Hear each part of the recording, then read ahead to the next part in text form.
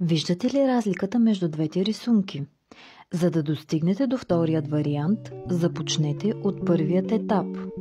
Използвайте цветен молив. Целта е да засилите усещането си за цвят. Разбира се, при всяка опростена рисунка винаги има конструктивни грешки. Това не трябва да ви отказва, а да ви мотивира, за да ставате все по-добри. Най-често допускани грешки са неправилно позициониране на модела върху листа. При портрет са неправилно композиране на частите от лицето. Рисунката може да изглежда плоска и без обем, което се дължи на неправилно изграждане на светлосенките. Първоначално е най-добре да използвате трите основи.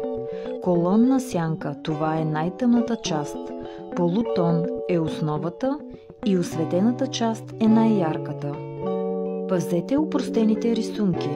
Те са полезни за бъдеща справка до каква степен сте развили талантът си и какво още трябва да научите. Ако урокът ви е бил полезен, не забравяйте да харесате видеото и се абонирайте за още.